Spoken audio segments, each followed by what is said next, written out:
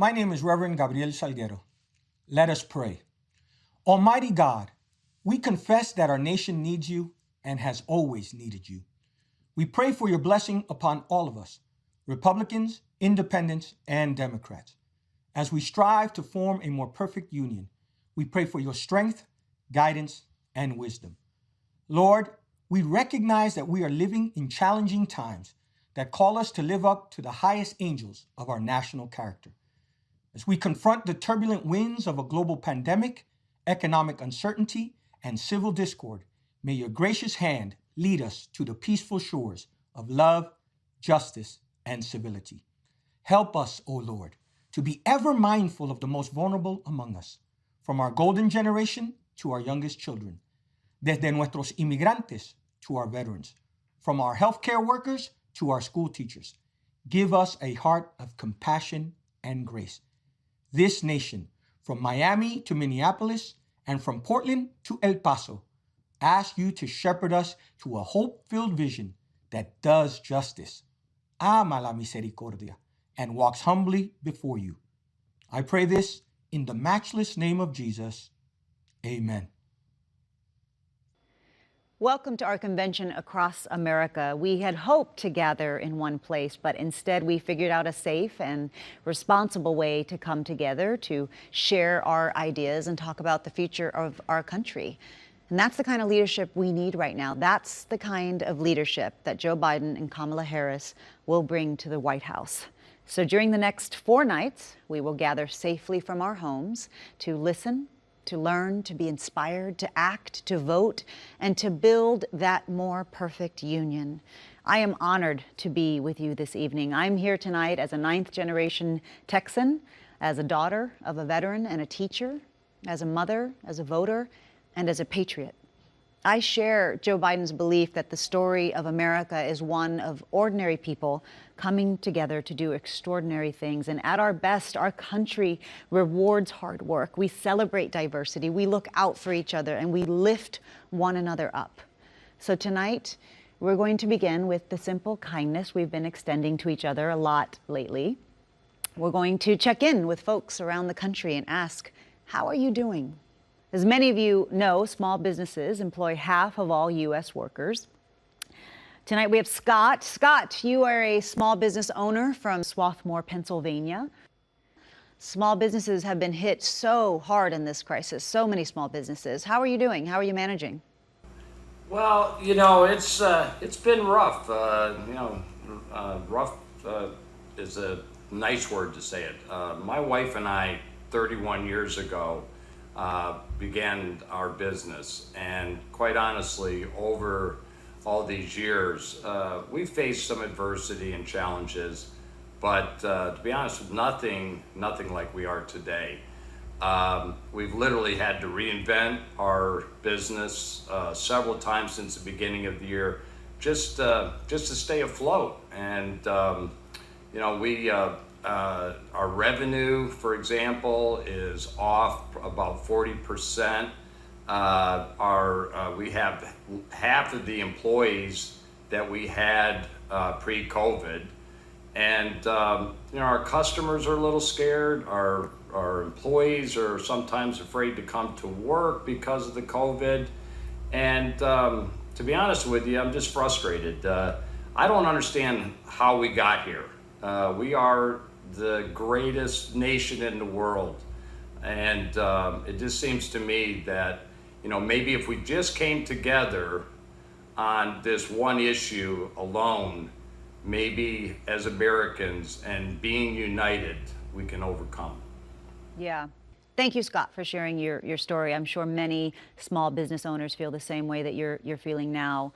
We wish you the best for your business and, of course, for your family.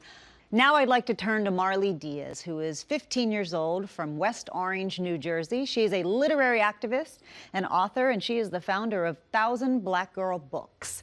Marley, so many young people are struggling with the changes due to COVID. How are you doing? I'm doing all right. You know, I feel better every day. I feel more hopeful. I thought this was going to be a few weeks at first where I wouldn't see my friends and I would just stick it out. But obviously, as it's grown longer, I really want to focus on activism and still spreading important messages, given the fact that I can't go out. So I started doing virtual read-alouds online, which has been so fun, getting to interact and meet new kids and encourage and promote the joy that we can find in reading and in learning. It's also super fun to see teenagers like me going on social media and talking about social issues and injustices that they care about, because sometimes you don't have that space in school. So I hope that a year from now, when we get to go back and be safe and be protected, that we will still have these conversations and still have a new possibility in a new world. Yes, thank you so much, Marley. You're such an inspiration. I don't think I was doing half of what you're doing at 15, and I love seeing how brave and creative your generation is to creating change. So thank you. Thank you so much for your work. Let's check in with Rick. Rick, you are a farmer from Volant, Pennsylvania. Your farm has been in your family for generations. What have the trade wars and the pandemic done to your family's life work? Well, first of all, I'd like to offer the Trump family our condolences for his loss. Getting back to the business side of it, the trade war was it was a real stressful and truly a devastating effect on a farm. Most probably what people can relate to mostly in agriculture is soybean tariffs. And then whenever you compound the effects of the COVID-19 virus, nobody could have prevented that.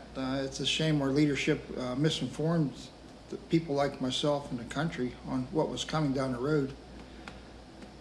My biggest concern is that if these trends continue with this type of leadership, I will be the last generation farming this farm. Yeah, it's a scary thought, and I'm sure a lot of farmers I don't feel the same way. I don't have the answers, but past experiences, if something doesn't work for you, it's time for a change. And that's why I'm supporting Joe Biden all the way. Well, thank you so much. Rick, I couldn't agree with you more. We need meaningful change and leadership that will support family farms like yours. So we wish you the best. Thank you for sharing your story. Finally, let's hear from Michelle from my home state of Texas. Michelle, you are a school nurse and a mother in El Paso. How are you preparing for the new school year? Hi, Eva. Well, we've already started school, but it is a little challenging because every day something seems to change. We start one way one day and we have to change it the next day. And I know that right now it's kind of sad not to see the kiddos when we're back, but I know that that will change. We're going to have to adapt and persevere. But honestly, right now, all I can think about is keeping my kiddos safe. I know back in March, we had them at home and we were doing okay, but now they're wanting us to take them back to school. And it's a little scary with all the uprise in COVID cases. And so I just want to say that I am committed to take care of my family, my students, and all my staff at my school. I will do whatever it takes to ensure that we are all ready to go back to school safe and healthy. And I know that I am optimistic to move forward with our life, and Joe Biden will be the one to take us there. I just want to say for everyone to please remember to wash their hands and wear their mask, because we're all in this together. Thank you, Michelle. I think there's nothing more difficult for us as moms than to see our children suffer. And so I think you're doing a great job of guiding them through this very difficult time. And thank you for the work you do as a nurse. It's truly heroic. I really enjoyed talking to all of you. I think I have one last question. Do you believe that change is coming? Do you believe that better days are ahead? Yes. Yes. Well, thank you for taking the time to speak with us and sharing your thoughts. You are the we in We the People, and you are who this convention is about. In 1776, the Declaration of Independence, we hold these truths to be self-evident. These words are the basis for the American creed: equality, equity, fairness, decency. America didn't live up to that promise for most of the people at the time, the people of color, for women, but we were born of an idea that every single solitary person, given half a chance, no matter where they're from, given half a chance, there's not a single thing they cannot do if they work at it. Nothing's beyond their capacity. We had hoped to have our convention in the City of Festivals, Milwaukee, Wisconsin, this year. Of course, we're not able to do that, but we'll be hearing from several of Wisconsin's leaders throughout this convention, starting with Congresswoman Gwen Moore.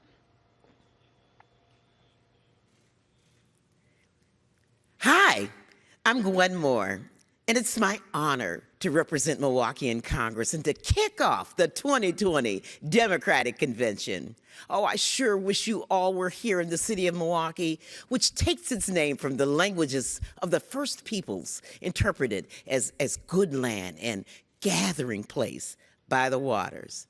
This is a city where blood was shed for labor rights, where a fugitive slave was freed from prison, where women's right to vote was first ratified. But today, we gather virtually. However, we gather unified in spirit, unified in our values and purpose to heal divisions and together move the nation confidently into a prosperous, inclusive future. Oh, what better way to gather than all across America to nominate my beloved friend, Joe Biden, to be 46th President of the United States of America, with my VIP, VP nominee, Sister Kamala Harris by his side.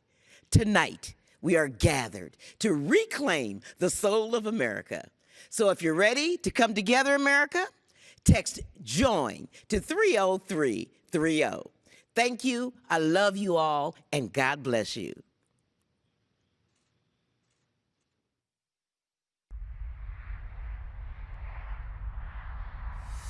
Can't see nothing in front of me. Can't see nothing coming up behind. Make my way through this darkness. I can't feel nothing but this chain that binds me. Lost track of how far I've gone, how high I've climbed. On my back's a 60-pound stone, on my shoulder half-mile line. Come on up for the rising, come on up and lay your hands in mine. Come on up for the rising, come on up for the rising tonight. Left the house this morning, bells were ringing, filled the air. I was wearing the cross of my calling, on wheels of fire, come rolling down here. Come on up for the rising, come on up and lay your hands in mine. Come on up for the rising, come on up for the rising tonight. La la la la la la la la la la la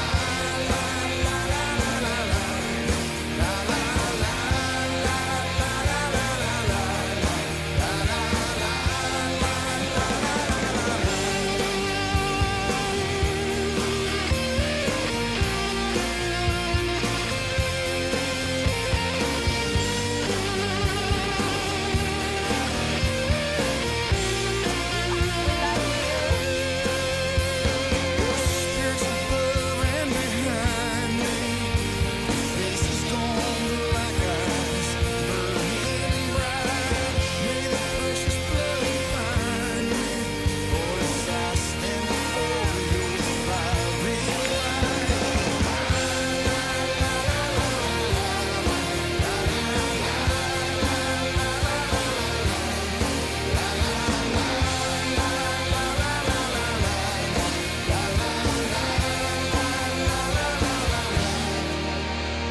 I see Mary in the garden. We have to let them know who we are, what we stand for. We choose hope over fear, truth over lies, and yes, unity over division. It's time for us to lift our heads up, open our hearts, remember who we are. We are the United States of America. I mean it. There's not a single thing we cannot do if we do it together.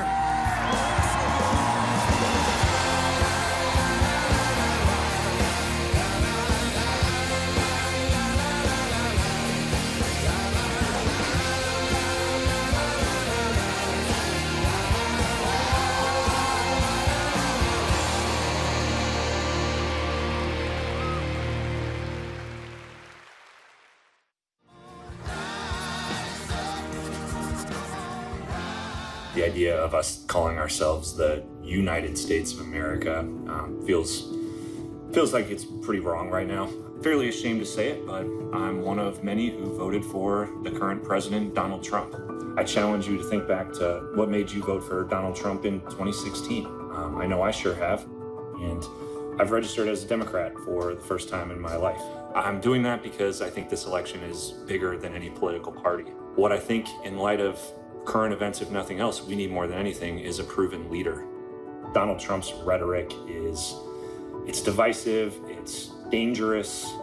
It's also really difficult to vote for someone who essentially has zero platform right now, 4 months out from the election. Joe Biden, on the other hand, has a very detailed plan. Things like unity, education, climate preservation, racial inequality, and even healthcare. We have a chance right now to look ourselves in the mirror and go vote for a proven leader with a history of caring about others and truly putting all Americans first.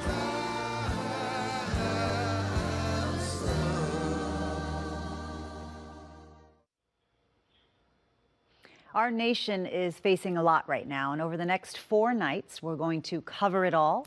But tonight, we're going to talk about 3 specific crises we face: the pandemic, an economic downturn, and an ongoing systemic racial injustice. But we're not just going to focus on what's wrong, we're going to talk about how to make it right.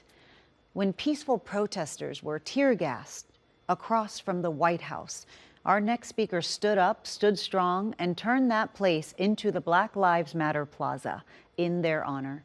Please welcome Mayor Muriel Bowser. Hello, I'm Muriel Bowser, Mayor of Washington, D.C. The story of our nation's capital is a story of reckoning. It was here that John Lewis and Dr. King spoke on the steps of the Lincoln Memorial. It was here that millions of women and men flooded the streets for the Women's March. It was here that just weeks ago, Americans donned face masks and safely and peacefully protested the death of George Floyd. But while we were peacefully protesting, Donald Trump was plotting. He stood in front of one of our most treasured houses of worship and held a Bible for a photo op. He sent troops in camouflage into our streets. He sent tear gas into the air and federal helicopters too. I knew if he did this to D.C., he would do it to your city or your town. And that's when I said enough. I said enough for every Black and brown American who has experienced injustice. Enough for every American who believes in justice. But I said enough for another reason too. I have a 2-year-old daughter, and I want her to grow up in an America where she's not scared to walk to the store, an America where she's safe behind the doors of her own home, an America where the president doesn't fan the flames of racism and looks out for all of us. So I created Black Lives Matter Plaza right behind me as a place where we could come together to say enough.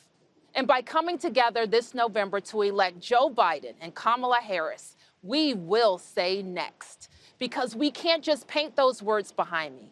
We can't just say those words. We have to live those words. We have to undo the laws and systems that have codified racism for far too long. But we have to do something too. Each and every one of us challenge our own biases. If we see something, do something. Together we can turn this reckoning into a reimagining of a nation where we the people means all the people. There were a few people who stood on this very balcony as thousands of people peacefully protested in this city. One was our next vice president, my sister Kamala Harris. The others were members of George Floyd's family, who I'm honored to introduce now.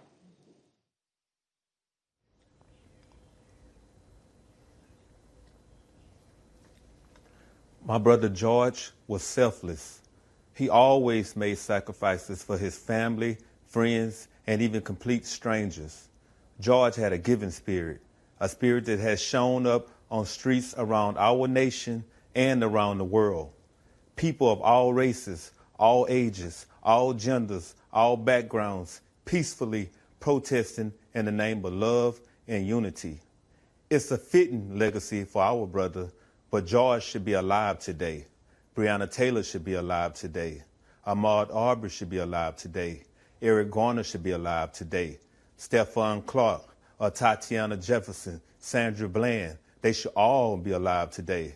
So it's up to us to carry on the fight for justice. Our actions will be their legacies. We must always find ourselves in what John Lewis called good trouble.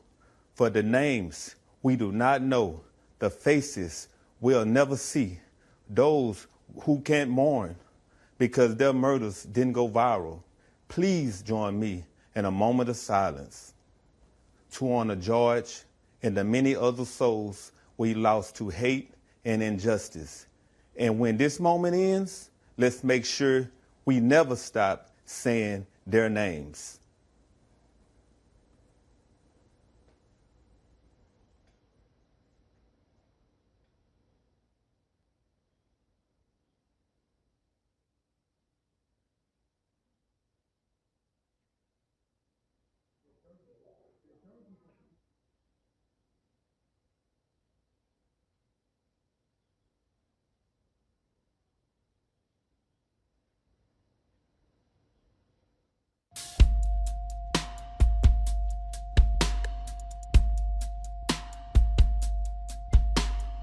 Hoping for a life more sweeter. Instead, I'm just a story repeating. Why do I feel skin dark's night? Can you feel peace with those judging eyes? Thought we moved on from the darker days. Did the words of the king disappear in the air like a butterfly? Somebody should hand you a felony.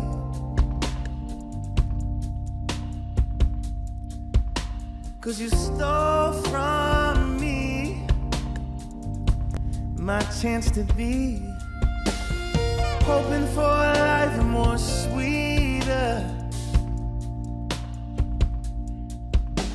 Instead, I'm just a story repeating. Why do I feel skin dark as night? Can't feel peace with those judging eyes. The tears of my mother rain, rain over me. My sisters and my brothers sang, sang over me. And I wish I had another day, but it's just another day. Hoping for a life more sweeter. Instead, I'm just a story repeating. Why do I feel skin dark tonight? Can't feel peace with those judging eyes. Of my mother rain, rain over me. My sisters and my brothers sang, sang over me. And I wish I had another day, but it's just another day.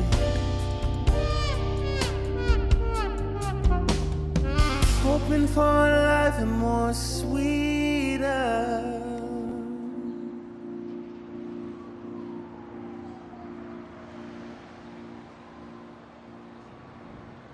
Thank you, Leon Bridges, whose song Sweeter featured Terrace Martin, a song written after George Floyd's murder.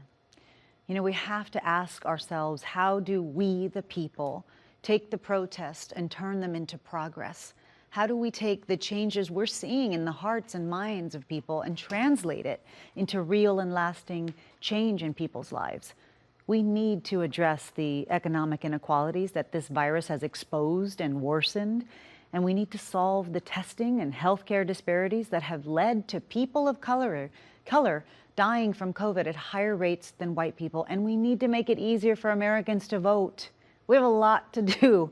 And to do this, we need community action. We need Congress that can have power to do it. And we need a president who understands that this is the moment. The moment has come for our nation to deal with systemic racism, to deal with the growing economic inequity that exists in our nation, to deal with the denial of the promise of this nation made to so many. You know, I've said from the outset of this election that we're in the battle for the soul of this nation. And we are in the battle for the soul of this nation. What we believe, and maybe most importantly, who we want to be, it's all at stake. That's truer today than it's ever been, at least in my lifetime. And it's this urgency, it's in this urgency, we can find a path forward. Hey, everybody, how are you? Thanks for doing well, this. Mr. Masto. Thank you. Jamira, tell the rest of the folks a little about your background. I started doing activism when I was 15. It was at the intersection of knowing both the perpetrator and a victim. My brother Andre was shot and killed in Philadelphia. And it made me realize that I had a responsibility, almost a collective responsibility, to ensure that that didn't happen to other young people. And I think that's what's missing in America right now is our collective responsibility to each other, and to realize that the person down the street or around the corner or even across the country, that we have a responsibility to ensure that we're making sure that they're safe, they have access to education, and that in all, we're creating a world in which their differences are celebrated as well as protected under the law. Mayor, how are you prioritizing the many things you have to do as we try to tackle in a way that we haven't before systemic racism in the city? It really is about economic empowerment, because if people are lifted out of poverty and they are given an opportunity to feel a stake in their own future, that goes a long way. We're also challenging, all kinds of institutions, from corporations to community-based organizations, to think about what they can do better to end systemic racism and make sure that we're uplifting the quality of life.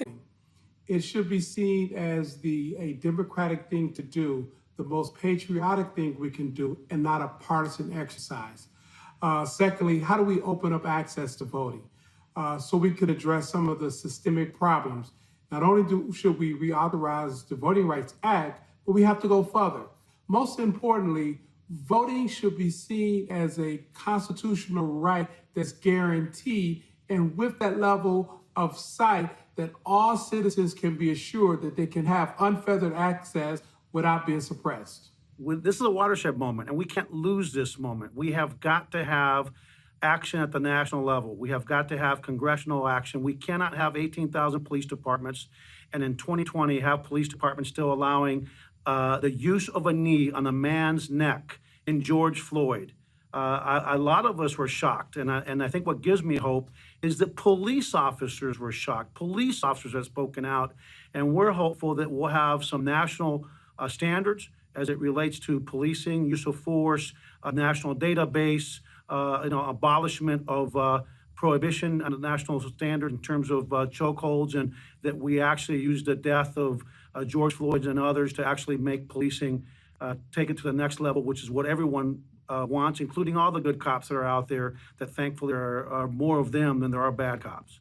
Most cops are good, but the fact is the bad ones have to be identified and prosecuted and out, period. Gwen, how are you doing? Oh, well, I'm doing pretty well as can be expected. I'm sure that the words of George Floyd, "I can't breathe," were not new to you, and they echo in your mind every single day. 6 years ago when your son died. But we can't let this keep happening. What do you think the next thing we have to do, Gwen? Well, first of all, I know when my son was murdered, there was a big uprising, but then it settled down. we can't let things settle down. We have to go to the politicians and we have to hold their feet to the fire, because otherwise the big uprising is not going to mean a lot. So I'm just asking that if you become the president, that you make sure that we get national law as well as state and local law, especially when it comes to police brutality, because that has been an age-old problem. Well, I may be kidding myself, but I think the people are ready. I think people are ready. We just got to keep pushing. We can't let up. But thank you for what you're doing. I really appreciate it. Thanks for joining me. Thank you. Thank you. Bye-bye. Thank you.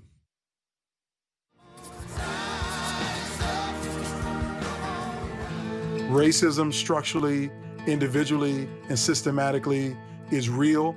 Black, brown, no matter what you look like, you should not ever be fearful of your life due to the color of your skin. What I want to see in the next president of the United States is someone who's fair, who believes in equal justice under the law. I want him to lead us through this revolution that we're experiencing right now. Joe Biden is a healer and he's a unifier. He will fight for the Black Lives Matter movement. Undo, remove, tear down the remnants of structural and systematic racism in this country. The systemic injustices that exist, things that our nation has overlooked that need to be addressed. We need to stand on our platform and introduce legislation that makes this platform felt from coast to coast. And I know that Joe Biden is the person to restore the values that we hold so near and dear to our hearts. I have a 10-year-old son.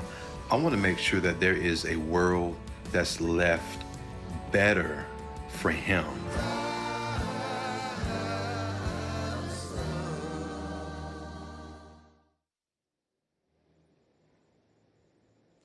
Good evening. I'm Congressman Jim Clyburn here in historic. Good evening. I'm Congressman Jim Clyburn here in historic Charleston, South Carolina. 6 months ago, I stood not far from here and endorsed Joe Biden to be our 46th president. It was a decision I made with my feet firmly planted in this community.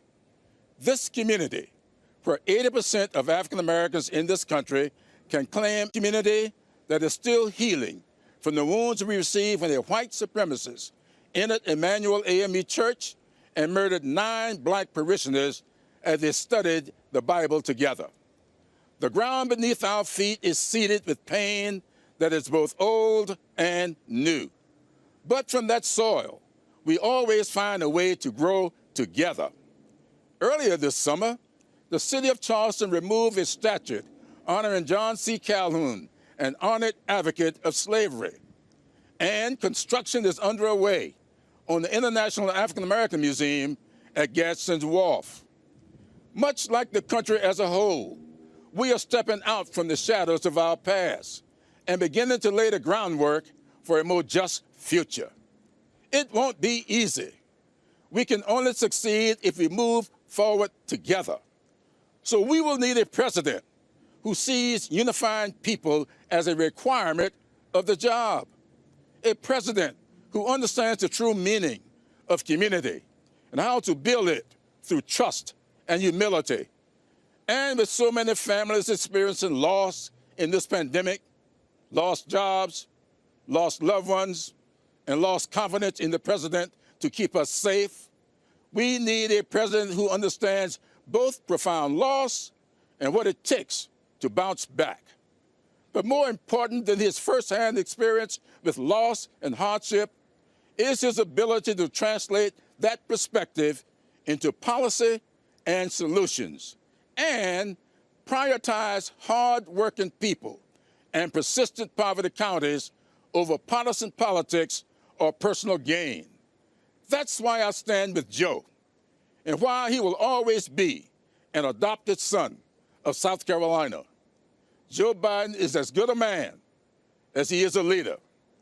I have said before and wish to reiterate tonight, we know Joe, but more importantly, Joe knows us. I am Kevin. I do a lot of things in life, but the thing I'm most proud of is I am a TAPS military mentor, and that's how I spend the majority of my time. post-Marine Corps.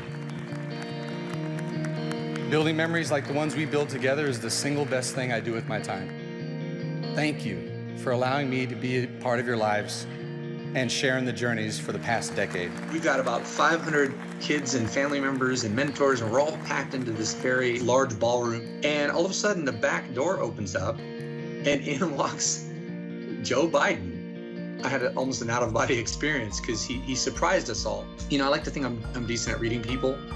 From my time in the Marine Corps, my time as an intel officer, my time as a drill instructor, my time studying psychology. He was being real. I mean, you can't fake that kind of a smile. He was genuinely happy to see these kids and to spend time with them. It's easy to lose faith in humanity, especially today. There's a lot of polarization, leaves a lot of room for a lot of hope. And it's hard to articulate real character when you see it. You know, policies are great, and we need sound policies as well, which he also has those because he's got the chops, right? But it's almost like none of that matters if you don't have the character. This is a very unprecedented and challenging time that requires an unprecedented and courageous leader. We need someone with the courage to do what's necessary and what's right to strive towards that more perfect union. That's Joe Biden. I know Joe because he cares about everybody else before himself. You know what else Joe knows? Joe knows about pandemics.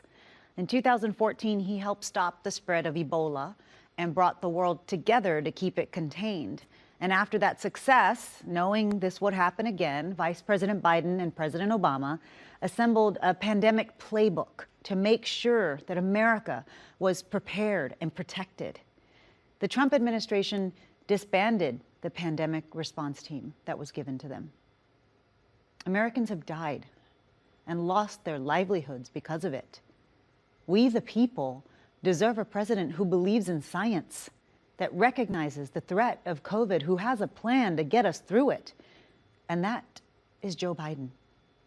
We're grateful that across the country there are responsible leaders who are stepping up. One of them provided clear direction and memorable PowerPoints, New York's Governor Andrew Cuomo.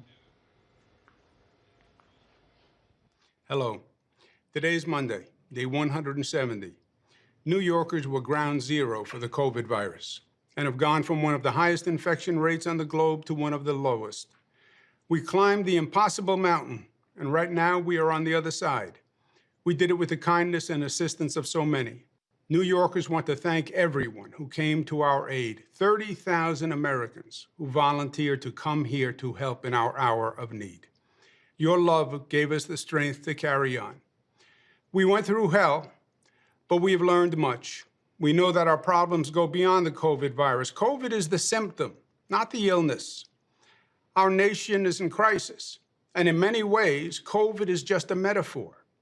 A virus attacks when the body is weak and when it cannot defend itself. Over these past few years, America's body politic has been weakened. The divisions have been growing deeper, the anti-Semitism, the anti-Latino, the anti-immigrant fervor, the racism in Charlottesville, where the KKK didn't even bother to wear their hoods, and in Minnesota, where the life was squeezed from Mr. Floyd. Only a strong body can fight off the virus, and America's divisions weakened it. Donald Trump didn't create the initial division. The division created Trump. He only made it worse. Our collective strength is exercised through government. It is, in effect, our immune system. And our current federal government is dysfunctional and incompetent. It couldn't fight off the virus. In fact, it didn't even see it coming. The European virus infected the Northeast while the White House was still fixated on China. The virus had been attacking us for months before they even knew it was here. We saw the failure of a government that tried to deny the virus, then tried to ignore it, and then tried to politicize it.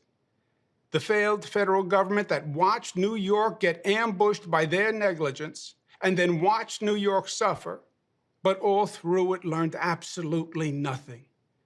So today, 6 months after it began, the nation is still unprepared.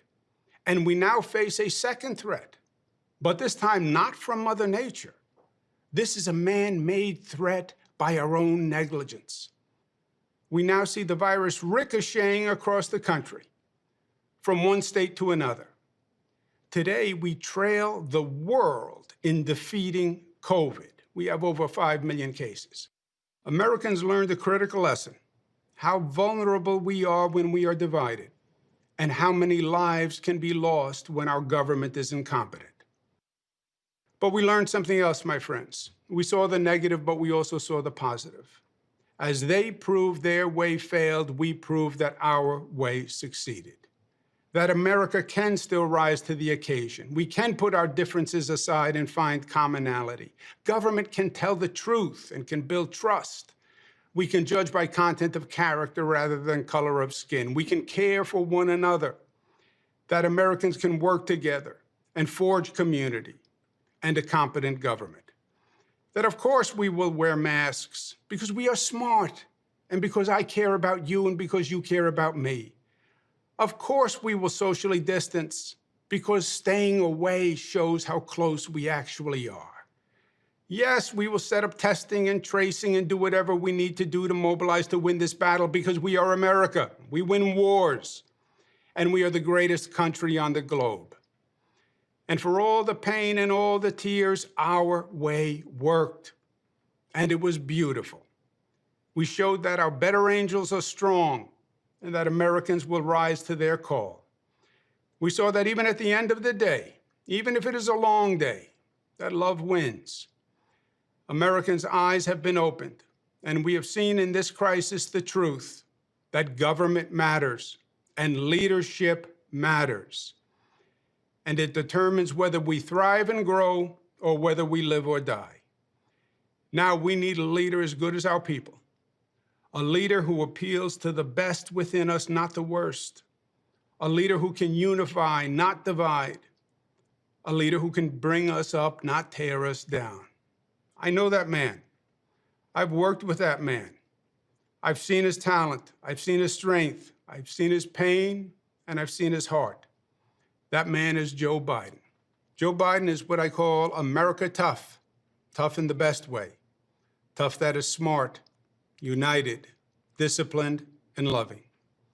Joe Biden can restore the soul of America. And that's exactly what our country needs today. Thank you.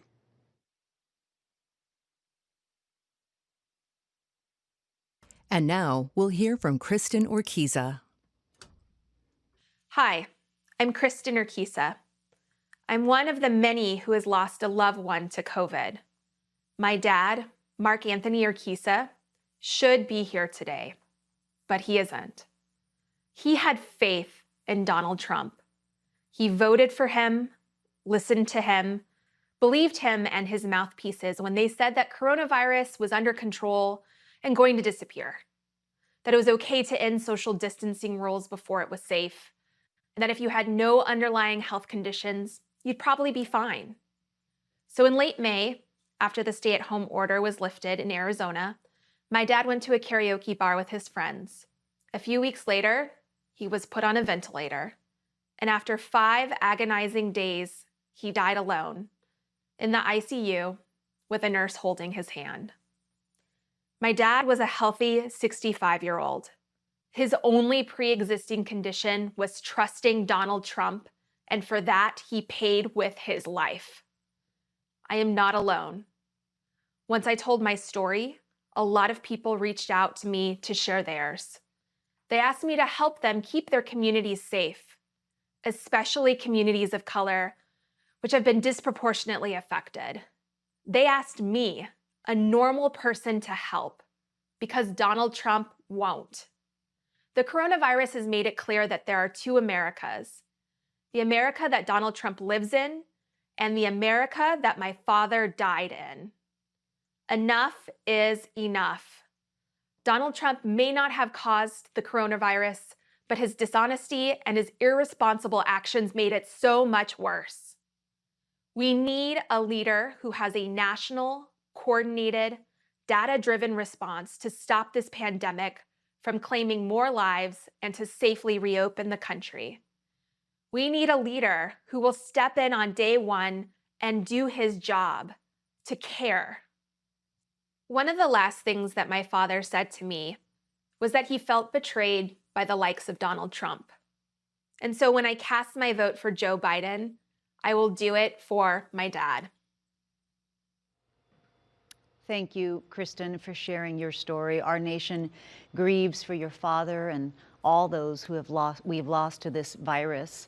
It's a toll that hasn't fallen equally on us. People of color have been disproportionately affected, dying at greater rates than white Americans, but we can honor all of those we've lost by giving Joe Biden and Kamala Harris the opportunity to put in place a real national plan that tests and tracks, that makes sure that access to a vaccine will be fair, and turns the full power of our government toward making sure we have the supplies and technology and people, scientists and public health officials and contact tracers. We need to stop this. So right now, let's hear from a champion for our frontline workers, who also happens to be an Olympic champion and a World Cup champion, Megan Rapinoe. Hi, everybody. My name is Megan Rapinoe, and I have the distinct honor today to host a conversation with 4 of our frontline workers here in America. We should rename them heroes, absolutely. Chung Lee, can you tell us a little bit about how you're doing during this time? So early on, when the government was still trying to figure out proper protocols to protect frontline workers, I had unfortunately contracted COVID through patient contact and was isolated by myself for 2 weeks. So total isolation, no contact. Once I recovered, luckily, I went back to the front lines to continue to take care of the sick. And what got me originally was watching people die alone. There were no visitors allowed. Everyone was totally isolated. And I knew how that felt because for 2 weeks, that was me. Not knowing if you were gonna wake up, not knowing if you were gonna make it, who you were gonna talk to, if you can say goodbye. This was people's moms, dads, brothers, sisters, sons, daughters, all dying alone. And we know there's a round 2 coming, and mentally, physically, emotionally, I don't know how many of us on the front lines are gonna survive that second round. Dr. Bradley, what effects are you seeing inside your hospital doors of the inaction of the Trump administration when it comes to this COVID response? It's heavy. I mean, I've left the emergency department in tears, and so have a lot of my colleagues. People are exhausted, and we're looking at the tsunami that's coming this winter with COVID and influenza. And I think all of us are wondering, how is our system not going to just collapse? Because if we're not there, when people come with their broken arms, or they come with their heart attacks and strokes or their appendicitis, we're not going to be there. What were you seeing on the front lines in those very early days that you knew it wasn't going to magically disappear? Did you think it was a hoax then? Oh, absolutely. We knew that this was not a hoax. We were certain of it. All of us knew from experience back in 2009 with the swine flu. We knew what a pandemic would look like. We knew that we needed to have the tools and the resources and the plans in place. But then we have the ineptitude and the lack of leadership from this administration. I've seen the worst of the worst. Not only have I answered thousands of calls of people that are sick, but people that are dying. Michelle, tell us a little bit about how it's been for you on the front lines, what your specific role is. As a union nurse, I've been primarily more in the forefront on advocating that our healthcare workers and our patients get the support and the PPE that they need. You know, 10 years ago, I responded to the disaster in Haiti. We were working in a tent hospital after the earthquake. But, you know, the first time that I ever feared for my life and my family's walking into work was in my own country. We have the money, we have the means, we have the resources in this country. We are deeply lacking leadership and somebody who cares. Trump has made it perfectly clear how he feels. And we need a president who cares. That's Joe Biden. Dr. Bradley Dreyfus, Aldo Martinez, Michelle Boyle, and Chung Lee, I can't thank you enough. The American people are forever indebted to you, to your work and your sacrifice and just you showing up every single day and giving everything you have. And thank you again for all of the work you do on the front line. There's no way we could ever repay you. So thank you very much.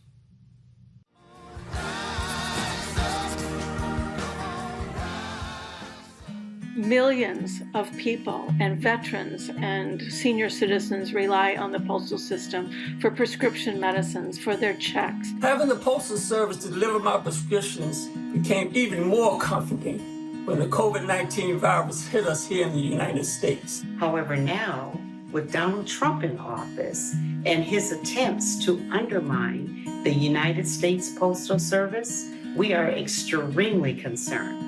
This administration's decision not to provide the necessary funding to the United States Postal Service is appalling. I was diagnosed with multiple myeloma. Voting by mail is our only realistic option. In no way do I want my 11 grandchildren to grow up in a world where this kind of suppression exists.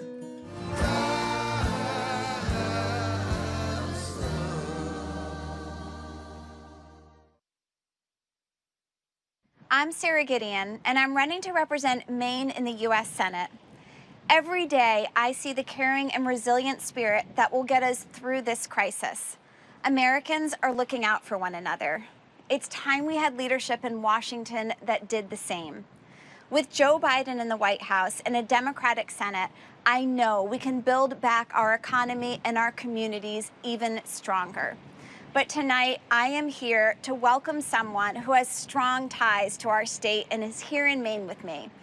She is reminding all of us to keep fighting through with her song that she's performing, Back in My Body. Please help me welcome someone who's an inspiration to all of us and one of my favorite artists, Maggie Rogers.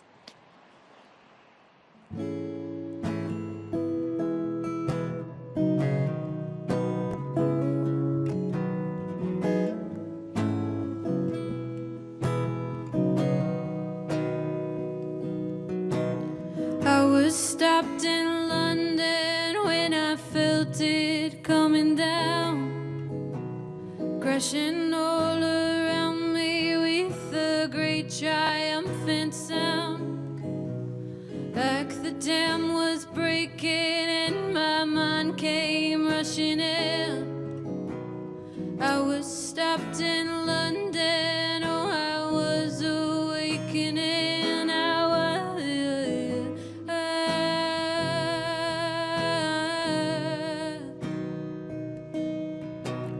I was over in Paris when I almost ran away. 2 times round the block before I decided to stay. Puffed along a cigarette that went and made me sick. Spent another day pretending I was over it. This time I know I'm fighting. This time I know I'm back in my. This time I know I'm fighting. This time I know I'm. Lost you in the border town of anywhere I found myself and I was going everywhere. Yeah, this time I know I'm fighting. This time I know I'm back in my body. Back in my body, yeah. I'm back in my body, oh, I'm back in my body, oh, oh, oh, oh, oh, oh, oh.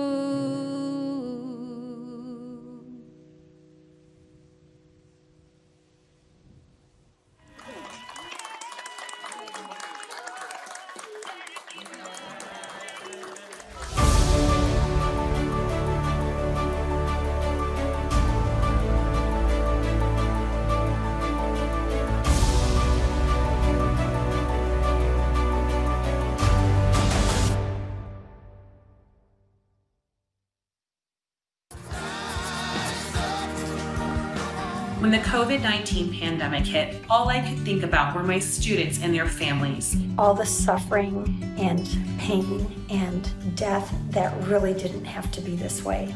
If we had leadership in place that would have taken this pandemic seriously in the beginning, we would not be in the situation we are in now. We still at this time don't have the necessary PPE. And I am very worried about what is in front of us. We're gonna have classrooms that maybe have not been sanitized properly because we don't have the money for that kind of equipment. We're gonna have classrooms packed with students. And so the virus is going to be hard to contain. So this is very dangerous for the safety of our kids. I hope that the new leadership takes American lives seriously.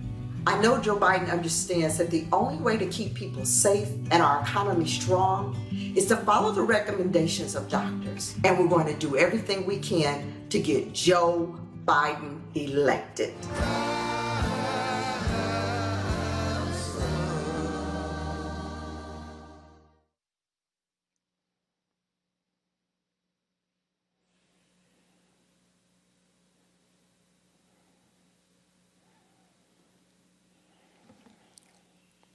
Hello, America. I'm Governor Gretchen Whitmer, or as Donald Trump calls me, that woman from Michigan. Tonight I'm here at UAW Local 652 in Lansing, Michigan. Auto workers in this union and across our state could have lost their jobs if not for Barack Obama and Joe Biden. In 2009, the Obama-Biden administration inherited the worst economic crisis since the Great Depression. The auto industry on the brink of collapse, 1 million jobs at stake. But President Obama and Vice President Biden didn't waste time blaming anyone else or shirking their responsibility.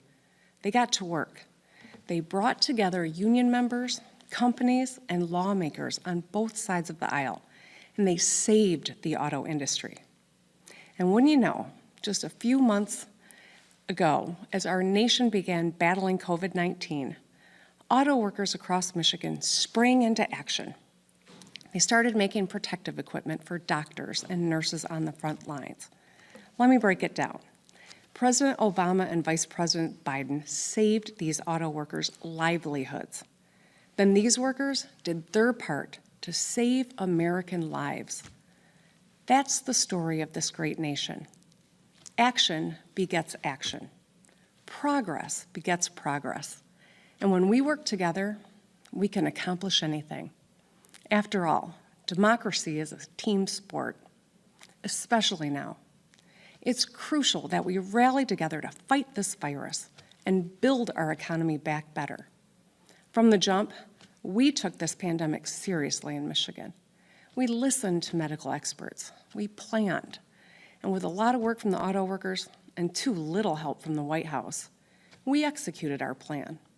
We saved thousands of lives. Just imagine if we had a national strategy. So everyone who needs a test gets one for free. So everyone has access to a safe vaccine. So our kids and educators have the resources they need to safely get back to school. With Joe Biden and Kamala Harris in the White House, we will. Joe Biden and Kamala Harris will lead by example. It'll be science, not politics or ego, that will drive their decisions. They know the health of our people goes hand in hand with the strength of our economy. They know action begets action. Over the past few months, we've learned what's essential, rising to the challenge, not denying it. We've learned who is essential too, not just the wealthiest among us, not a president who fights his fellow Americans rather than fight the virus that's killing us and our economy. It's the people who put their own health at risk to care for the rest of us. They are the MVPs. The nurses and the doctors, the utility workers, truck drivers, and grocery clerks, the child care workers, the parents, the teachers, the mail carriers, and the auto workers. So many of these essential workers have lost their lives to COVID.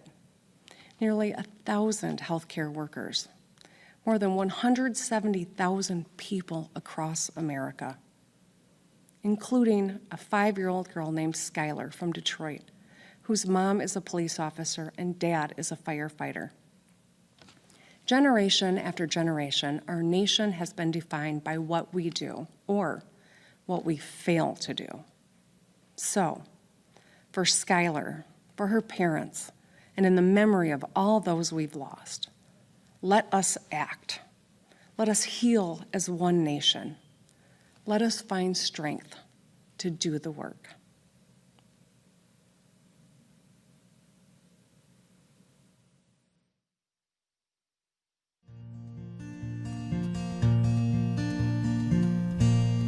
I've been down this road before. I remember every tree, every single blade of grass holds a special place for me. And I remember every town and every hotel room and every song I ever sang on a guitar out of tune. And I remember every night your ocean eyes of blue, how I miss you in the morning light, like roses miss the dew.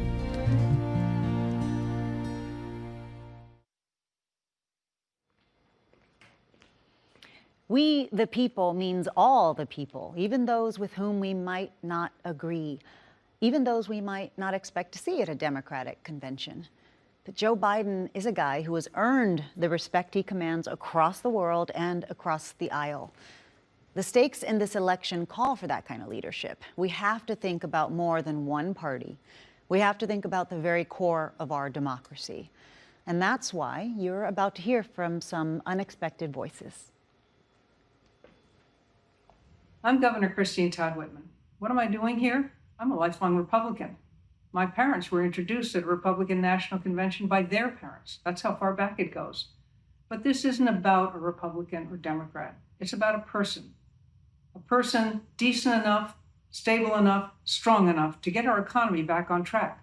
A person who can work with everyone, Democrats and Republicans, to get things done. Donald Trump isn't that person. Joe Biden is. I'm Meg Whitman. I'm a longtime Republican and a longtime CEO. And let me tell you, Donald Trump has no clue how to run a business, let alone an economy. Joe Biden, on the other hand, has a plan that will strengthen our economy for working people and small business owners. For me, the choice is simple. I'm with Joe. Hi, I'm Susan Molinari. I'm a former Republican member of Congress from New York City, and I've known Donald Trump for most of my political career. So disappointing, and lately so disturbing. Now, I've also gotten to know and work with Joe Biden on issues related to women that are so important to all of us. Women in business, violence against women. That's why I'm so proud to call him my friend and honored to join in supporting his candidacy for president. He's a really good man, and he's exactly what this nation needs at this time. Now, I'm delighted and honored to introduce a former colleague of mine, the former congressman from Ohio, the former governor of Ohio, John Kasich. America is at a crossroads. Sometimes elections represent a real choice, a choice we make as individuals and as a nation about which path we want to take when we've come to challenging times. America is at that crossroads today. The stakes in this election are greater than any in modern times. Many of us have been deeply concerned about the current path we've been following for the past 4 years. It's a path that's led to division, dysfunction, irresponsibility, and growing vitriol between our citizens. Continuing to follow that path will have terrible consequences for America's soul because we're being taken down the wrong road by a president who is pitted one against the other.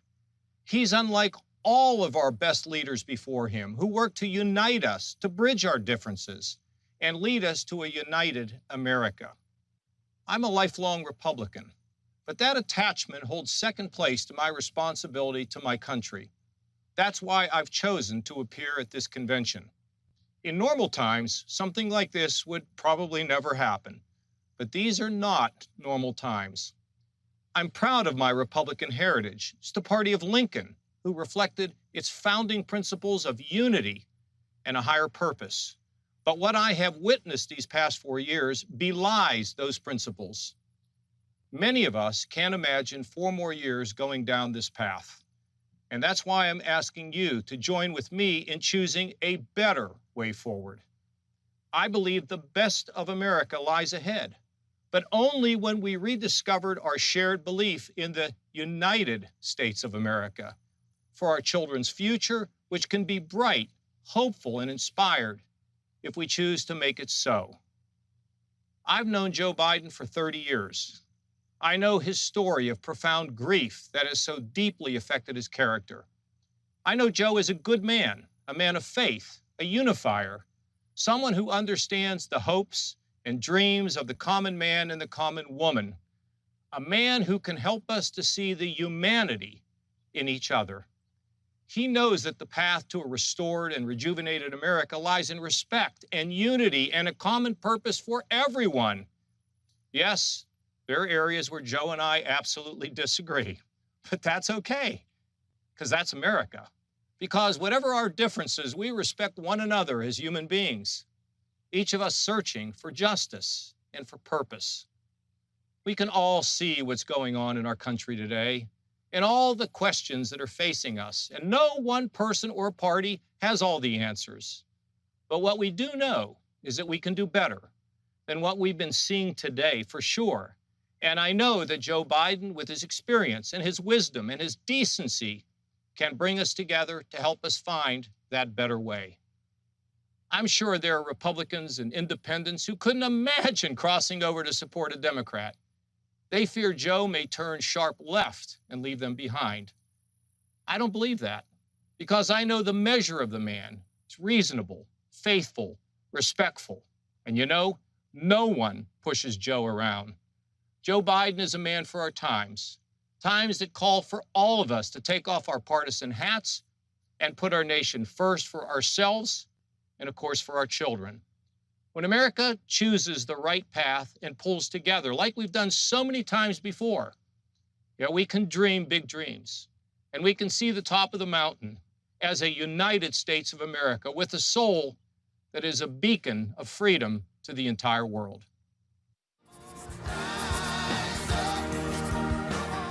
Hello, my name is Terry Williams, and I've been a Republican for all of my adult life. A lifelong Republican. A lifelong Republican. I've been a long-standing Republican, and I'm telling you, you got to vote for Joe Biden. I have voted for and campaigned for Republicans since the Reagan years, but I won't be voting for Donald Trump in November. I'm supporting Joe Biden for president. We need a positive leader, someone who can work with both sides, the Republicans and the Democrats. I don't think we can deal with the type of person we have in the White House any longer. Vote America. That's the only way to get out of this. And Joe Biden is just the person to ensure we get our lives back to normal. Joe Biden is a decent man with a long history of public service to America. He will restore order and integrity to the executive branch.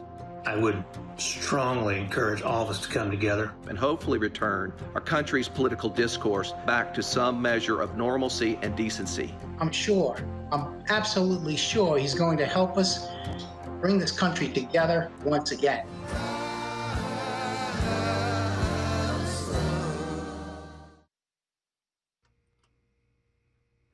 And now, from Alabama, Senator Doug Jones. I'm Senator Doug Jones from the great state of Alabama. Growing up in the South meant growing up in the midst of stark divisions. But it was here in Alabama where Rosa Parks helped ignite a movement by refusing to give up her seat on a bus, where freedom riders of different races came together in pursuit of equality.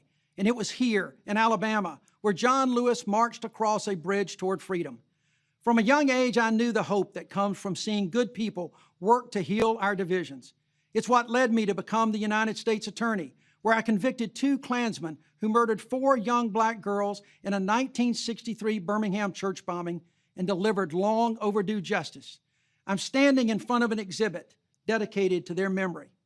Alabama has shown me that even our deepest divisions can be overcome because each of us want the same thing, to be treated fairly and given the same opportunities, and the freedom to live with dignity and respect. Now, some politicians try to pit us against each other, but I believe that Americans have more in common than what divides us. And in November, we have a chance to elect a president who believes that too. I've known Joe for more than 40 years. I met him as a wide-eyed law student, and he's been my friend and champion ever since. The Joe I know is exactly the leader our country needs right now. He can bring people together to find common ground while standing up for what he believes is right. After years of bitter partisanship, he can unite our country and get things done for working families and everyone looking for a better future. Because it's not about what side of the aisle we're on, it's about whether or not we're on the side of the people. The great John Lewis would often quote the old African proverb, "When you pray, move your feet," and then challenge us to do just that. As a nation, he said, if we care for the beloved community, we must move our feet, our hands, our resources to build and not tear down, to reconcile and not to divide, to love and not to hate, to heal and not to kill. In the final analysis, we are one people, one family, one house, the American family. Vice President Biden understands that, and he is who we need as our next president. Here we are on a Monday night in 2020, and we need to talk about the post office, the U.S. Postal Service. It is central to so much of our lives. Veterans count on the post office to get their prescriptions. Social Security beneficiaries count on the post office to get their checks. Grandparents depend on the post office to send birthday cards to their grandkids. Small businesses need the post office to do business. And guess what? The post office is also one of the ways we cast our votes. To find out how to exercise that right this November, whether by mail or in person, text VOTE, V-O-T-E, to 30330. And here to say more is the first Latina elected to the United States Senate, Senator Catherine Cortez Masto.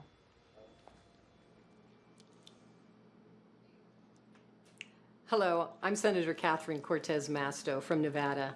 This year, more Americans than ever before are going to vote from rooms just like this, marking their ballots at the kitchen table and exercising one of our most fundamental rights from home. But despite what the president says, voting by mail has been a secure, proven option for decades. In 2016, 33 million Americans voted by mail. Even Donald Trump has requested an absentee ballot twice this year. This fall, some Americans will choose to vote in a voting booth with a mask on, while many of us will choose to vote by mail. My home state took the advice of scientists and medical experts and listened to the people of Nevada to put in place a vote-by-mail system, so voters have a lot of options this fall. But Donald Trump is trying to divide us by undermining that right. He has threatened to withhold federal funding to Nevada because of our vote-by-mail system. That's funding our schools and seniors rely on. He has challenged us in court with a meritless lawsuit, one that our Republican Secretary of State has asked the judge to dismiss. And now he is putting the lives of Nevada's seniors at risk by trying to defund the post office. Here's what that means. Seniors won't be able to get their prescriptions because he wants to win an election. Well, Mr. President, Nevada is not intimidated by you. America is not intimidated by you. We are united by shared values, shared history, and shared rights, including our fundamental right to vote. And this fall, we will send Joe Biden to the White House and will flip the U.S. Senate. With Mitch McConnell out of power and a Democratic majority in the Senate, we will expand voting access and protect voting rights. To do this, America, we need you on our side. So go to joebiden.com right now to chip in, and then head over to flipthesenate.com to help us take back the Senate. Donald Trump and Mitch McConnell know how to divide, but we know how to stand together and turn this country around. This year, we had an historic field of presidential candidates, an historic number of women, including our vice presidential nominee, Kamala Harris, more candidates of color than any primary ever, and the first openly gay man to win a caucus.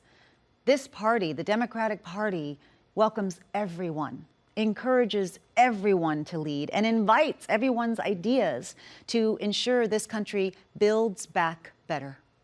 This is what our next speaker believes too. Senator Amy Klobuchar.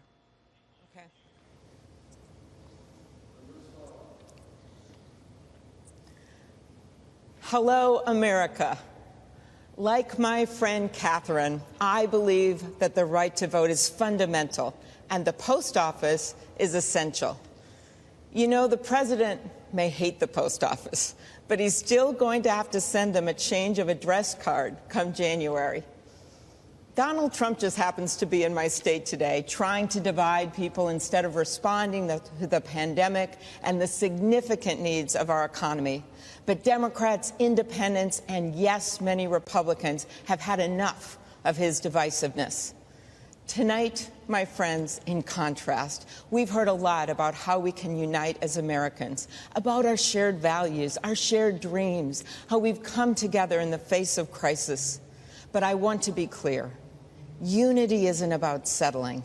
It's about striving for something more. It isn't the end, it's the means. It's how we get stuff done. Unity is about reaching up toward a higher purpose, a better future for all of us. E pluribus unum, out of many, one. It is more than a motto. It is the North Star for our democracy. Now more than ever, we need a president who will unite this country. We need a president who, in George Floyd's memory, instead of using the Bible as a prop, will heed its words, to act justly. We need a president for the workers who've lost their jobs because this administration is selling American workers out when we need to buy American. For the farmers and manufacturers and the people of rural America who are sick and tired of reaping what he's sown. We need a president who will look out for the seniors like my dad, whose families now visit them through glass windows, never knowing if it will be the last time they see them. We need a president for all of America. I come from the middle of this country where we believe in people joining together to solve problems. We seek common ground to reach higher ground. That's been Joe Biden's life's work. He's a man of scrappy, working-class roots, a man whose own hardships have only made him more determined to lift up those who have been left out. He understands redemption, and he knows resilience. Joe Biden's a man of deep experience. Barack Obama, better known tonight as Michelle's husband, he leaned on Joe for his strength and decency, and you can too. You know, most candidates, when they end their campaign, that day is a hard one. For me, it was a moment filled with great joy, because the day I ended my presidential campaign was also the day I endorsed Joe Biden. Joe ran for the same reasons I did when I announced my campaign in the middle of that blizzard on the banks of the Mississippi River. To cross the river of our divides, to bring this nation together, to be a president for all of America. As I said the day I endorsed him, if you feel stuck in the middle of the extremes in our politics, if you are tired of the noise and the nonsense, you have a home with me, and you have a home with Joe Biden. That's why I was so proud to stand with him then and across this great country. That's why we are all now standing united behind Joe and my friend Kamala. Our nation's motto is out of many, one. And as you're about to see, it's also the story of the Democratic primary. Thank you, America.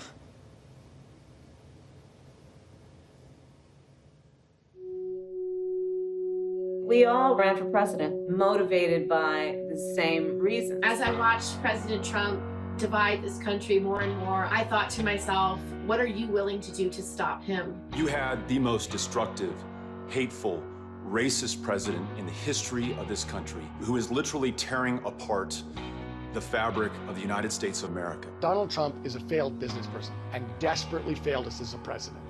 We will run! I ran for president because I think it's urgent that we heal the divisions in this nation. We are still in control of our own future. And we need to provide millions of Americans a real path forward. A green jobs program. Increasing the minimum wage. Passing a national paid leave bill. Student loan debt. Mental health. starting with our veterans. Reproductive justice. Economic justice. Racial justice.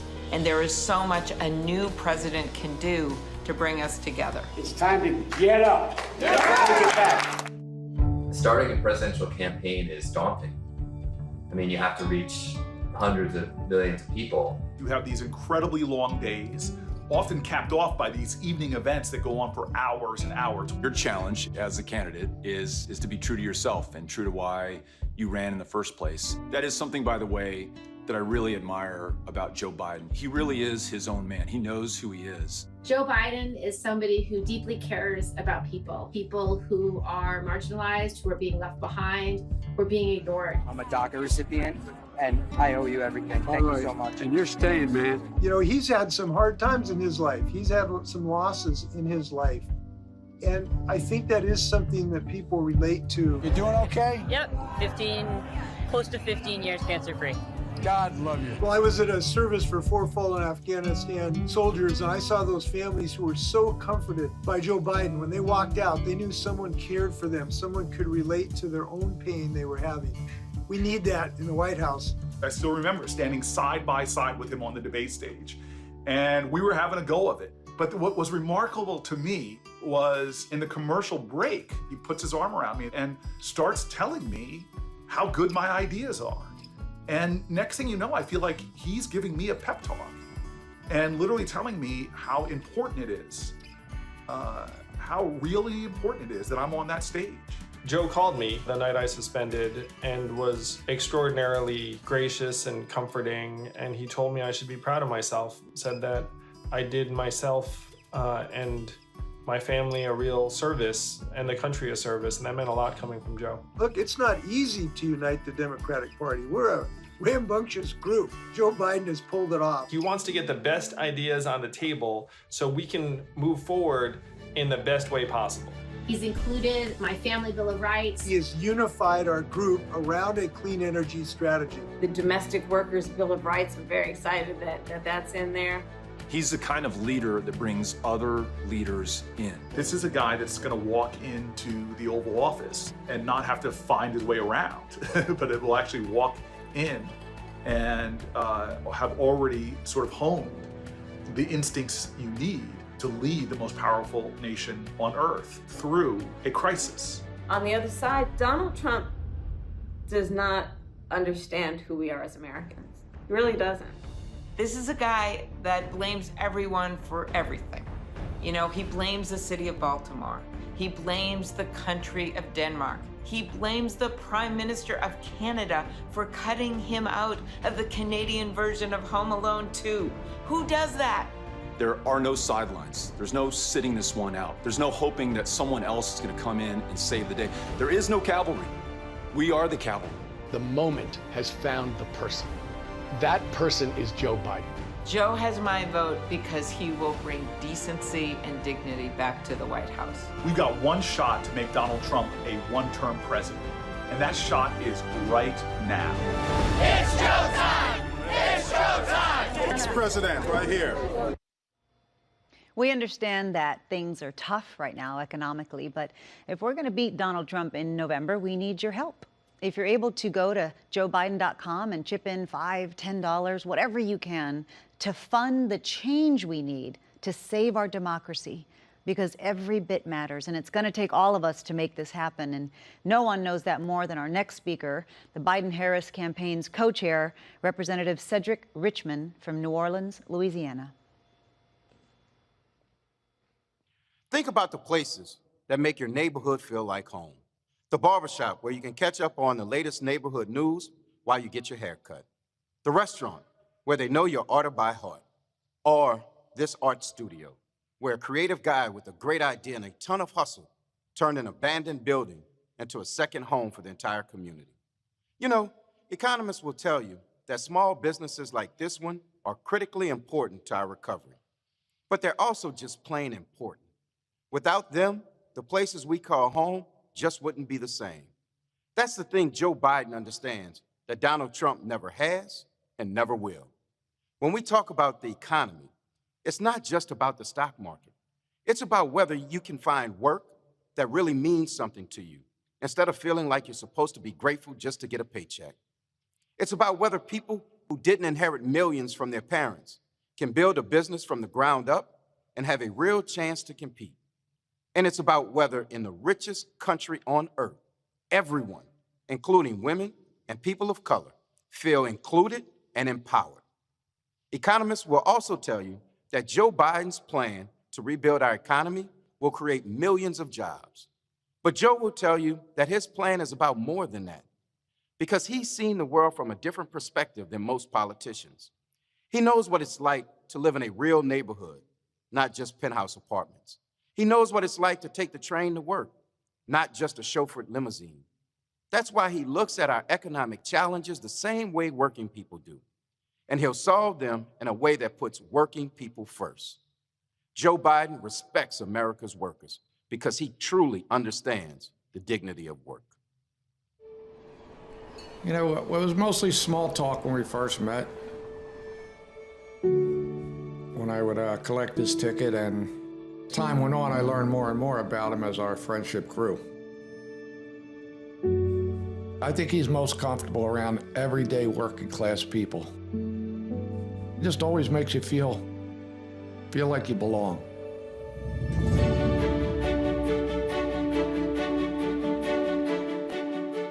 For more than 30 years, Joe Biden took the train to work. As a single dad, he promised to be home to kiss the boys every night and then make them breakfast in the morning.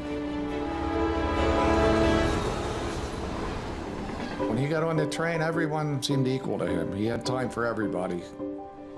Joe was a regular. He bought rounds of coffee for fellow passengers and crew, and he got to know the people he traveled with. These guys broke their necks. They're always rocking, keeping their balance, collecting tickets, help people with their bags that are heavy as hell. And they're doing this for hours. And we became really good friends. He was very interested in my life, my children. As time went on, my grandchildren. People don't do that today. People don't even take time out to say hello or nod their head to the average working person. They looked at us like we were important people. He would treat the conductor the same as he would the President of the United States. That is what Dad taught us, that everybody deserves to be treated with dignity and respect. After Joe became vice president, he cut down on his commute, but he kept in touch. When Greg Weaver had a heart attack, he got a phone call. I was in a barber shop in New York City, and the phone rings. And sure enough, it was Vice President Biden asking me how I'm doing. He wanted to know the whole story. It's kind of funny that you're talking to the Vice President of the United States, but if I would have told them people in the barbershop, I don't think they would have believed me.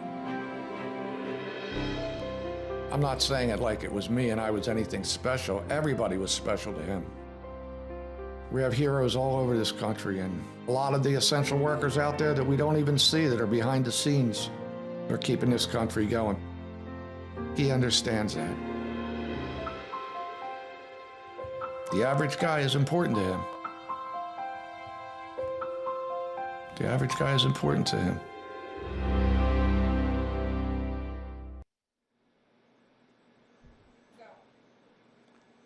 Good evening.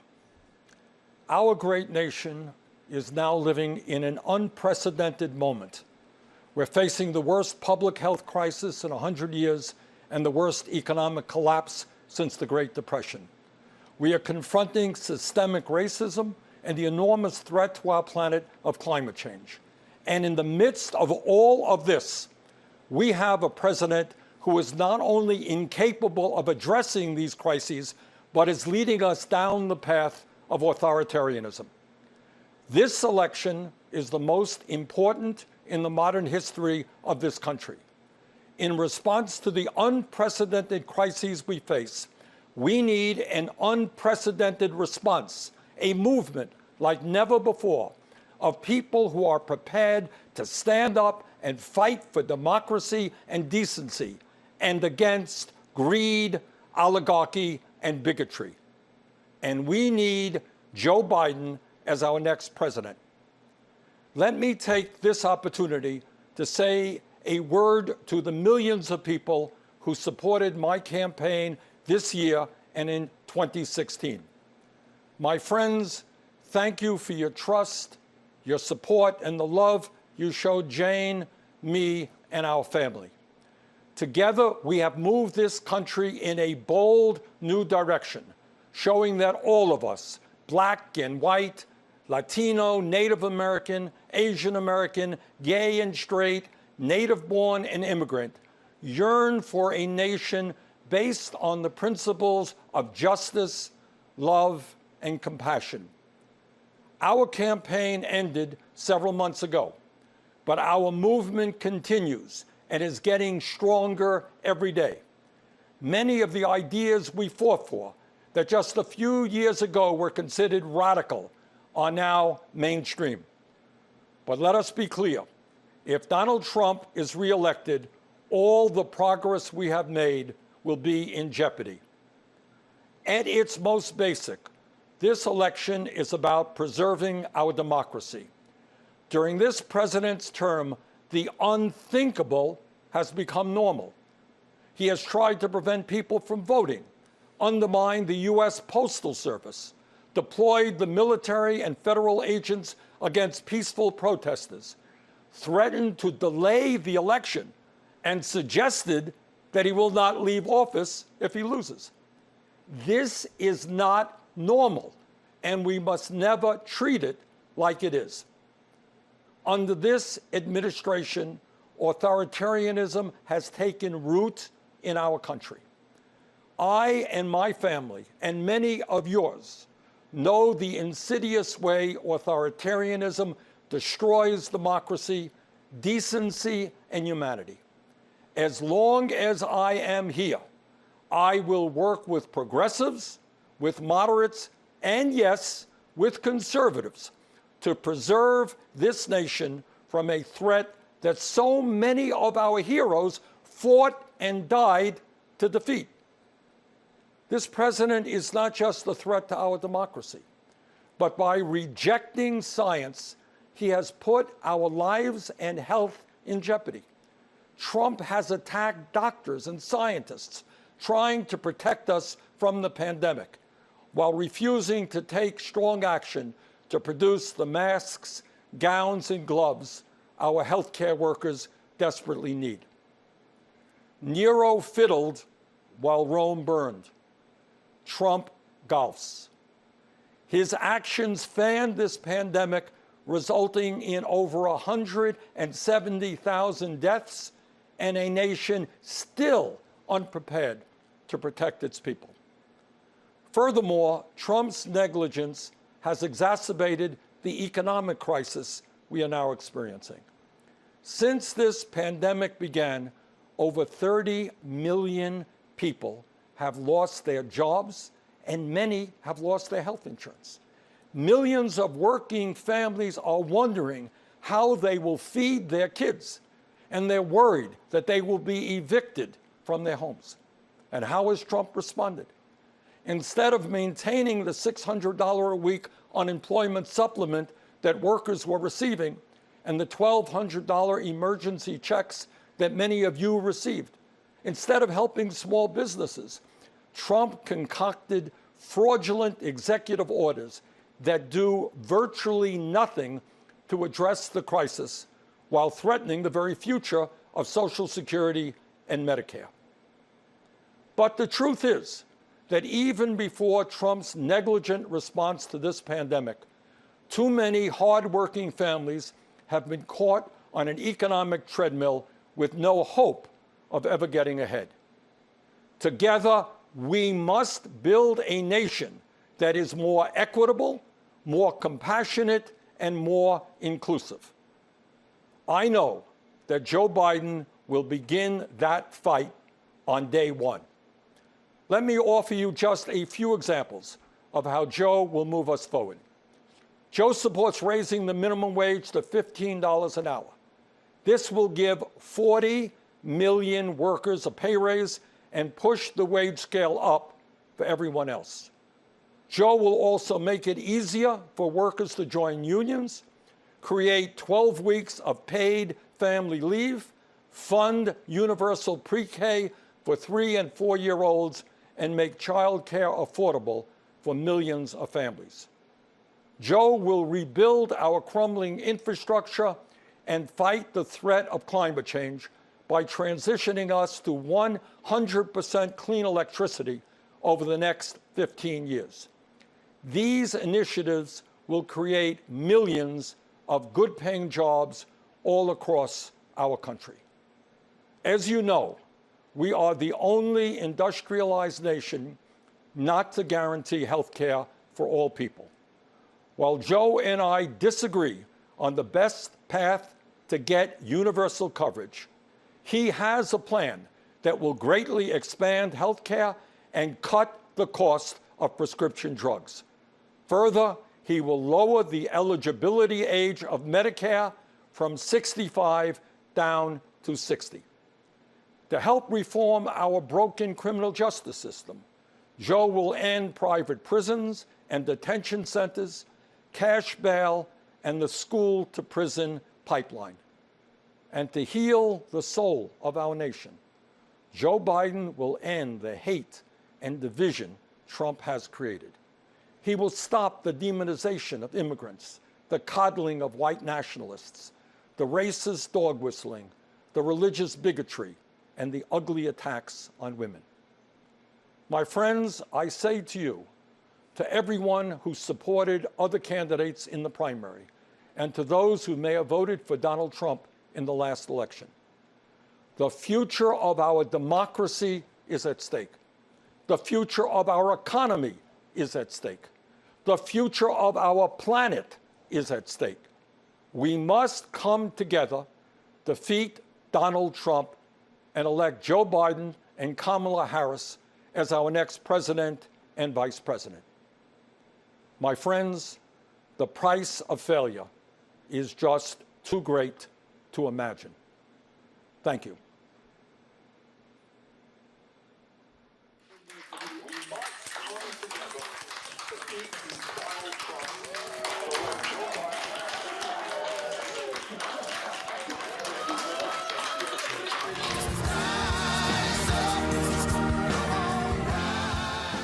My American dream is to have an America where we have people in affordable housing. But for every human being in this country to have access to quality health care and economic means to care for themselves and families. Access to a quality and equitable education. A system of government that protects the workers and their families. Joe Biden, throughout his career, has focused on rebuilding the middle class. We need a leader that actually supports our unions for our hardworking people.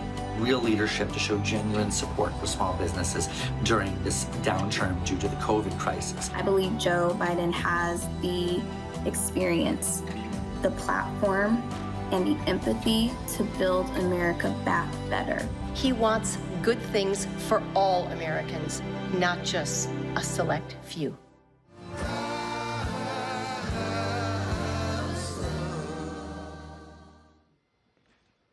The voices we long to hear right now are the ones that speak with courage and kindness, strength and wisdom, love and compassion. They're unafraid to speak the truth and talk about their own uncertainties and struggles. They make us feel seen and inspire us to become the best versions of ourselves. Our next speaker is that for all of us. It is my honor and privilege to introduce the former First Lady, Michelle Obama. Good evening, everyone. It's a hard time, and everyone's feeling it in different ways. And I know a lot of folks are reluctant to tune into a political convention right now, or to politics in general. Believe me, I get that. But I am here tonight because I love this country with all my heart. And it pains me to see so many people hurting. I've met so many of you. I've heard your stories. And through you, I have seen this country's promise. And thanks to so many who came before me, thanks to their toil and sweat and blood, I've been able to live that promise myself. That's the story of America. all those folks who sacrificed and overcame so much in their own times because they wanted something more, something better for their kids. There's a lot of beauty in that story. There's a lot of pain in it too. A lot of struggle and injustice and work left to do. And who we choose as our president in this election will determine whether or not we honor that struggle and chip away at that injustice and keep alive the very possibility of finishing that work. I am one of a handful of people living today who have seen firsthand the immense weight and awesome power of the presidency.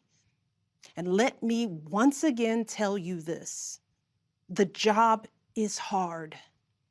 It requires clear-headed judgment, a mastery of complex and competing issues, a devotion to facts and history, a moral compass, and an ability to listen, and an abiding belief that each of the 330 million lives in this country has meaning and worth. A president's words have the power to move markets. They can start wars or broker peace. They can summon our better angels or awaken our worst instincts.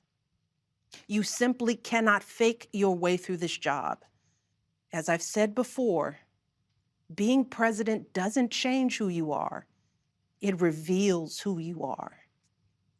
Well, a presidential election can reveal who we are too.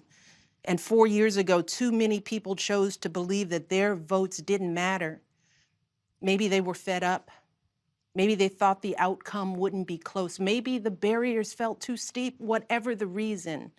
In the end, those choices sent someone to the Oval Office who lost the national popular vote by nearly 3 million votes.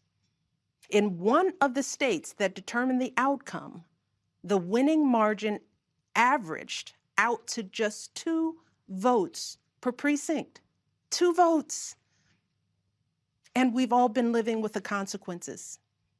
When my husband left office with Joe Biden at his side, we had a record-breaking stretch of job creation. We'd secured the right to health care for 20 million people. We were respected around the world, rallying our allies to confront climate change. And our leaders had worked hand in hand with scientists to help prevent an Ebola outbreak from becoming a global pandemic. 4 years later, the state of this nation is very different. More than 150,000 people have died, and our economy is in shambles because of a virus that this president downplayed for too long. It has left millions of people jobless. Too many have lost their health care. Too many are struggling to take care of basic necessities like food and rent. Too many communities have been left in the lurch to grapple with whether and how to open our schools safely. Internationally, we've turned our back, not just on agreements forged by my husband, but on alliances championed by presidents like Reagan and Eisenhower. And here at home, as George Floyd, Breonna Taylor, and a never-ending list of innocent people of color continue to be murdered, stating the simple fact that a Black life matters is still met with derision from the nation's highest office. Because whenever we look to this White House for some leadership or consolation or any semblance of steadiness, what we get instead is chaos, division, and a total and utter lack of empathy. Empathy, that's something I've been thinking a lot about lately. The ability to walk in someone else's shoes. The recognition that someone else's experience has value too. Most of us practice this without a second thought. If we see someone suffering or struggling, we don't stand in judgment, we reach out, because there, but for the grace of God, go I. It is not a hard concept to grasp. It's what we teach our children. And like so many of you, Barack and I have tried our best to instill in our girls a strong moral foundation to carry forward the values that our parents and grandparents poured into us. But right now, kids in this country are seeing what happens when we stop requiring empathy of one another. They're looking around wondering if we've been lying to them this whole time about who we are and what we truly value. They see people shouting in grocery stores, unwilling to wear a mask to keep us all safe. They see people calling the police on folks minding their own business just because of the color of their skin. They see an entitlement that says only certain people belong here, that greed is good and winning is everything, because as long as you come out on top, it doesn't matter what happens to everyone else. And they see what happens when that lack of empathy is ginned up into outright disdain. They see our leaders labeling fellow citizens enemies of the state while emboldening torch-bearing white supremacists.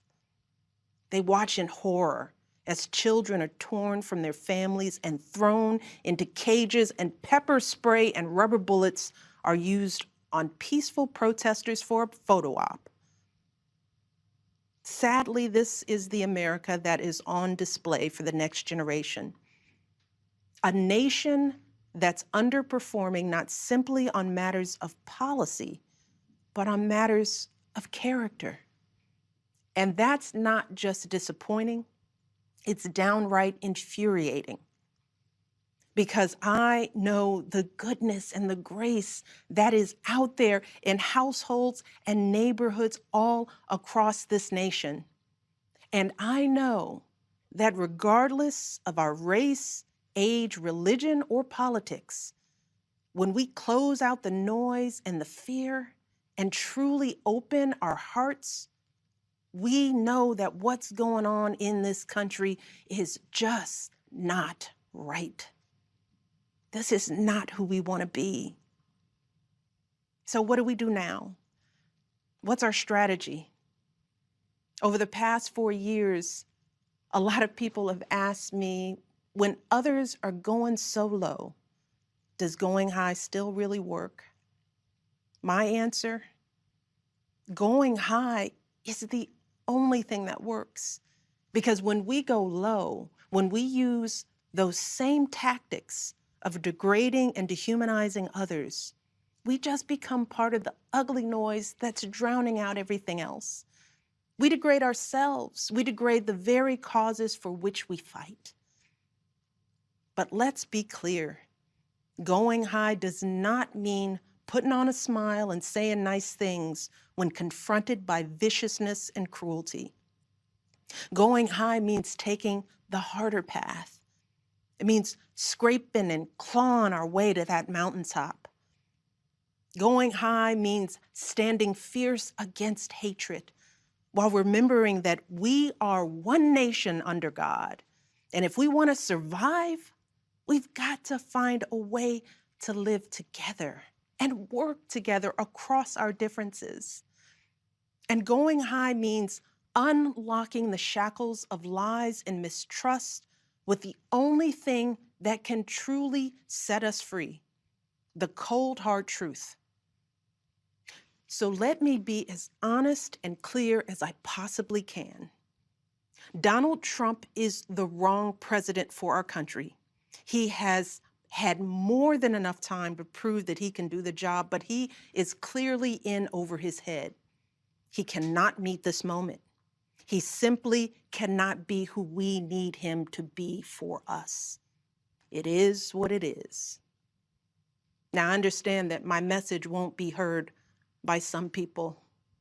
We live in a nation that is deeply divided, and I am a Black woman speaking at the Democratic Convention. But enough of you know me by now. You know that I tell you exactly what I'm feeling. You know I hate politics. But you also know that I care about this nation. You know how much I care about all of our children. So if you take one thing from my words tonight, it is this. If you think things cannot possibly get worse, trust me, they can and they will if we don't make a change in this election. If we have any hope of ending this chaos, we have got to vote for Joe Biden like our lives depend on it. I know Joe. He is a profoundly decent man, guided by faith. He was a terrific vice president. He knows what it takes to rescue an economy, beat back a pandemic, and lead our country. And he listens. He will tell the truth and trust science. He will make smart plans and manage a good team. And he will govern as someone who's lived a life that the rest of us can recognize. When he was a kid, Joe's father lost his job. When he was a young senator, Joe lost his wife and his baby daughter. And when he was vice president, he lost his beloved son.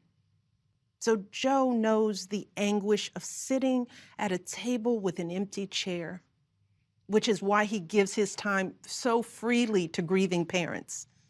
Joe knows what it's like to struggle, which is why he gives his personal phone number to kids overcoming a stutter of their own. His life is a testament to getting back up. And he is going to channel that same grit and passion to pick us all up, to help us heal and guide us forward. Now, Joe is not perfect, and he'd be the first to tell you that. But there is no perfect candidate, no perfect president. And his ability to learn and grow, we find in that the kind of humility and maturity that so many of us yearn for right now. Because Joe Biden has served this nation his entire life without ever losing sight of who he is. But more than that, he has never lost sight of who we are, all of us. Joe Biden wants all of our kids to go to a good school, see a doctor when they're sick, live on a healthy planet. And he's got plans to make all of that happen. Joe Biden wants all of our kids, no matter what they look like, to be able to walk out the door without worrying about being harassed or arrested or killed. He wants all of our kids to be able to go to a movie or a math class without being afraid of getting shot. He wants all our kids to grow up with leaders who won't just serve themselves and their wealthy peers, but will provide a safety net for people facing hard times. And if we want a chance to pursue any of these goals, any of these most basic requirements for a functioning society, we have to vote for Joe Biden in numbers that cannot be ignored. Because right now, folks who know they cannot win fair and square at the ballot box are doing everything they can to stop us from voting. They're closing down polling places in minority neighborhoods. They're purging voter rolls. They're sending people out to intimidate voters, and they're lying about the security of our ballots. These tactics are not new. But this is not the time to withhold our votes in protest or play games with candidates who have no chance of winning. We have got to vote like we did in 2008 and 2012. We've got to show up with the same level of passion and hope for Joe Biden.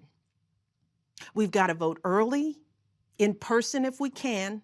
We've got to request our mail-in ballots right now, tonight, and send them back immediately. And follow up to make sure they're received. And then make sure our friends and families do the same.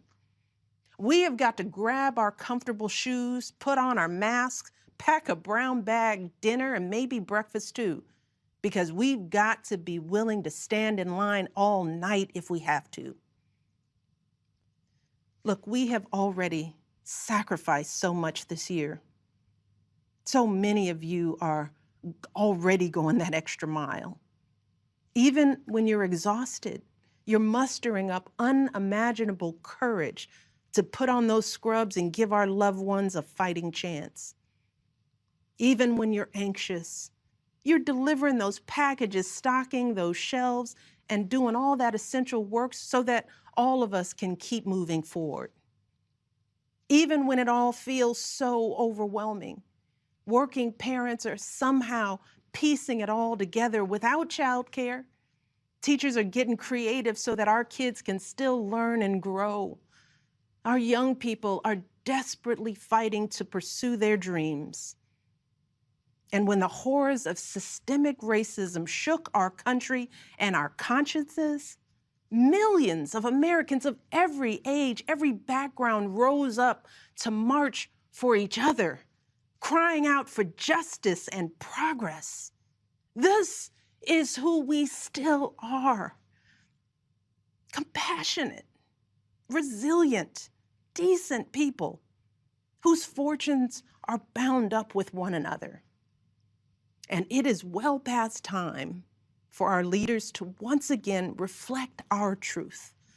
So it is up to us to add our voices and our votes to the chorus of history, echoing heroes like John Lewis, who said, "When you see something that is not right, you must say something. You must do something." That is the truest form of empathy. Not just feeling, but doing. Not just for ourselves or our kids, but for everyone, for all our kids. And if we want to keep the possibility of progress alive in our time, if we want to be able to look our children in the eye after this election, we have got to reassert our place in American history. And we have got to do everything we can to elect my friend Joe Biden as the next president of the United States. Thank you all. God bless.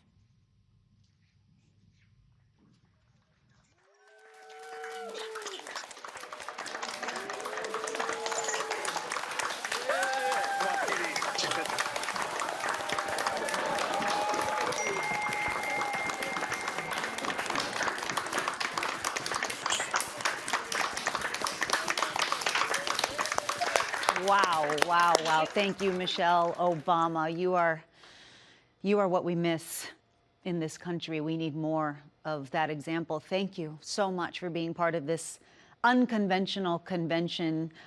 Thanks to all of y'all who have been tuning in. It's a convention about you and for you, the American people. This is our chance to hear from those who will be leading us out of our nation, out of the current crises on the economy, the pandemic, racial injustice, to listen and to learn about Joe Biden and Kamala Harris's plans to bring about changes we all need.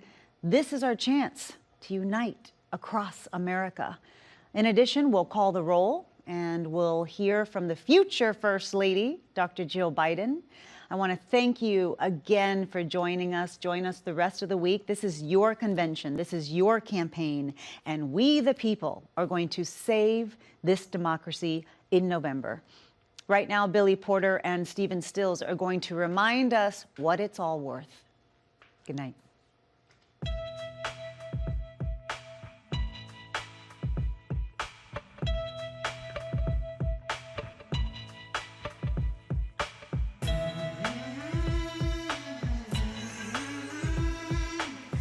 There's something happening here. What it is ain't exactly clear. There's a man with a gun over there telling me I got to beware. Think it's time we start. Children, what's that sound? Everybody look what's going down.